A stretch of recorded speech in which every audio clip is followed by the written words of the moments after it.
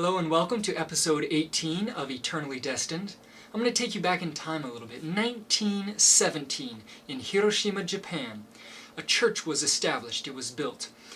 The money primarily came from one of its members, and that church began to grow. Over time, it grew, and there were many members there. Now, in 1943, there had come a lot of opposition to the church being in its location because the government of the time, they were at war, and the government said, this church is a fire hazard. We cannot have it at this location. So 1943, they go into Morita-san's house. He was the head elder. And they arrested Morita-san and put him in jail. After a while, they took him out of jail and they forced him to oversee the demolition of his beloved church. Now, because of this, many people had left. They were leaving. And then that fateful day, August 6th, 1945, the United States dropped the atomic bomb on Hiroshima and Nagasaki. And that church in Hiroshima, they only had about 20 members that stayed in Hiroshima. And this is the amazing thing. Not a single person that attended the Hiroshima Adventist Church died. Part of it was because most of them had left because of the religious persecution.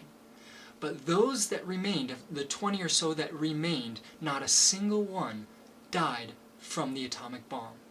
There was a lady by the name of Hiroko-san. She was in her house, and all of a sudden she heard this huge noise. Immediately she fell to her knees and she began to pray. The windows in her house blasted out. Glass was flying everywhere. Things in her house was flying everywhere. And she prayed, and she came out without a scratch. Kuwamoto-san, she's 83 years old today. She's still alive. Her house was within 1 kilometer, that's only 0.62 miles, away from where the bomb impact was. And she survived. She crawled out from the rubble, saw the mushroom cloud, the fire in the sky, the darkness that covered it, and she didn't get any radiation poisoning. She lived. She was saved by God. Then another one, Tomiko-san.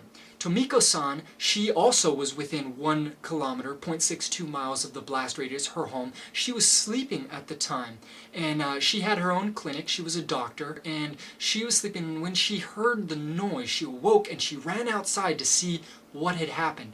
All she could see was black, burned, charred ground and things around her.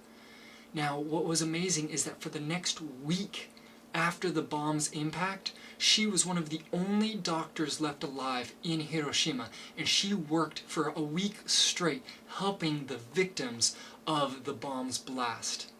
This event in history reminds me of the story in Scripture of the 3 Hebrew boys in the burning fiery furnace, Hananiah, Azariah, and Mishael, or more commonly known as Shadrach, Meshach, and Abednego.